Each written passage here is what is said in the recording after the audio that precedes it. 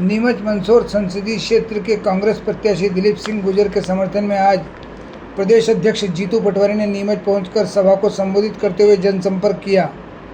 दिलीप सिंह गुर्जर के समर्थन में नीमच शहर के भारत माता चौराहे पर आम सभा आयोजित की गई, जिसमें मध्य प्रदेश कांग्रेस कमेटी के प्रदेश अध्यक्ष जीतू पटवारी, राजस्थान चित्तौड़ लोकसभा के पूर्व मंत्री एवं सांसद प्रत्याशी उदयलाल आंजना, पूर्व सांसद मीनाक्षी नटराजन, लोकसभा प्रत्याशी दिलीप सिंह गुर्जर, जिला अध्यक्ष अनिल चौरसिया, पूर्व विधायक नंदकिशोर पटेल, सत्यनारायण पाटीदार, समंदर पटेल, सोमेल नाटा सहित सभी ब्लॉक अध्यक्ष एवं कई वरिष्ठ नेता मंच पर मौजूद रहे। कांग्रेस प्रदेश अध्यक्ष जीतू पटवारी जब नीमच सभा स्थल पहुंचे, जहां सभी कांग्रेस कार्यकर्ताओं ने पुष्पमाला के साथ उनका अभिनंदन किया, वहीं सभा को संबोधित करते हुए जीतू पटवारी ने प्रधानमंत्री नरेंद्र मोदी पर आरोप लगाते हुए कहा कि देश का प्रधानमंत्री झूठ बोलकर सरकार चला रहा है, जिसकी अब पोल खुल रही है। देश में हालात बद से बदतर होते जा रहे हैं। प्रधानमंत्री जनता को भ्रमित कर झूठ बोलते हैं एवं जनता का ध्यान भटकाकर वोट लेना चाह रहे हैं। वहीं सांसद सुधीर गुप्ता 10 साल से सांसद हैं, मगर किसी गांव में सुख दुख में नहीं गए। सभी सांसद मोदी के डर से सांसद में बैठे रहते हैं। वहीं सांसद सुधीर गुप्ता ने डोडा चोरा के मामले में कभी किसानों की समस्या का निराकरण नहीं किया। नीमच में कई समय से बंगला बगीचा समस्या यथावत है, जिसको लेकर सांसद ने कभी संसद में सवाल नहीं उठाया।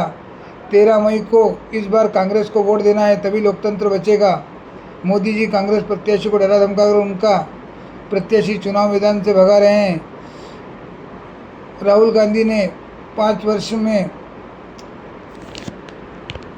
गारंटी दी है, जिन पर चुनाव में सरकार बनते ही काम प्रारंभ कर दिया जाएगा। इसके साथ ही जीतू पटवारी ने मंच से भाजपा पर तीखे प्रहार किए एवं जनता को संबोधित करते हुए इस चुनाव को लोकतंत्र का अंतिम चुनाव बताया एवं इस चुनाव को आज़ादी की दूसरी लड़ाई बताई। वहीं जीतू पटवारी ने जीपीएस पद्धति को लेकर जो किसानों पर थोपी जा रही है, अगर कांग्रेस की सरकार बनती है तो सीपीएस पद्धति समाप्त कर पुनः किसानों को राहत दी जाएगी। इसके बाद जीतू पटवारी ने 10 साल नरेंद्र मोदी जी की सरकार रही।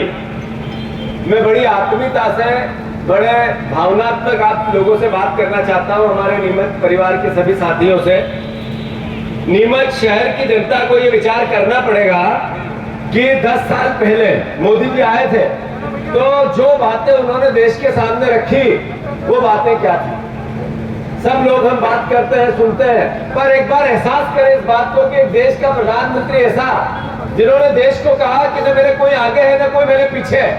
लोगों ने उन पर भरोसा किया, न खाऊंगा न खाने दूंगा, तो लोगों ने इस बात पर विश्वास किया। देश के प्रधानमंत्री ने देश से कहा कि मैं बेरोजगारी से लड़ाई लड़ूंगा। बहुत हुई बेरोजगारी की मार, अब की बार मोदी सरकार।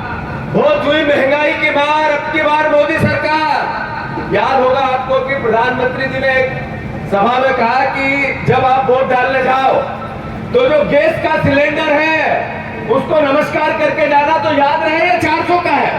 आप बटन दबाओ, उससे पहले गैस के सिलेंडर को नमस्कार करके उसके हाथ छोड़ के आप वोट करने जाना।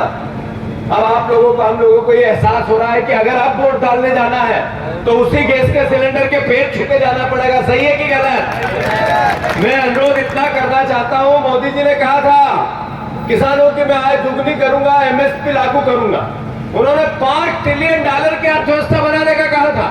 उन्होंने डॉलर के मुकाबले रुपए की कीमत पर भी बहुत प्रहार किए थे, प्रधानमंत्री की उम्र से ज्यादा। ऐसे ऐसे भाषण कि लोग कहते थे आदमी तो अब आया है जो देश का उद्धार करेगा। वो कहते थे अच्छे दिन, तो पब्लिक सामने से कहती थी आएंगे। याद है? भूल गए आप लोग? अरे याद है कि भूल गए ये सब बातें? जब उन्होंने कहा अंत में सबका साथ, सबका विकास, सबका विश्वास, तो देश में एक प्रधानमंत्री पर गर्व महसूस होता था कि यार देखो एक ऐसा प्रधानमंत्री जो इस तरह की बात करता है कि मोदी परिवार 140 करोड़ लोग, अभी नई नई उन्होंने बातें की। पर देश में हुआ क्या? नीमच के वासियों, जो वोट करने से पहले ये विचार करना पड़ेगा कि देश की स्थिति आज है क्या। अभी मोदी जी भाषण करते हैं तो वो करते हैं मांस की बात, मछली की बात, वेज की बात, नॉन वेज की बात, मंगलसूत्र की बात।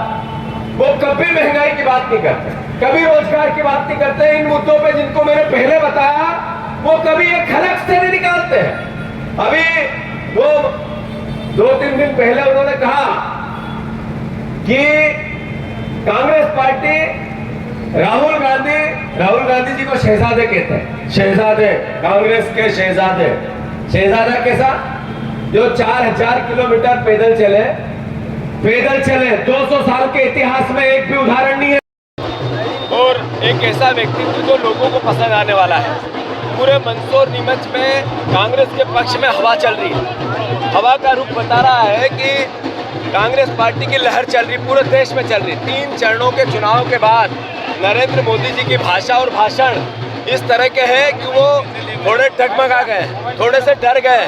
मैं मानता हूँ कांग्रेस पार्टी का बहुमत पूरे देश में आएगा और 15 से ज़्यादा सीटें मध्य प्रदेश में कांग्रेस लोकसभा की जीतेगी। धन्यवाद।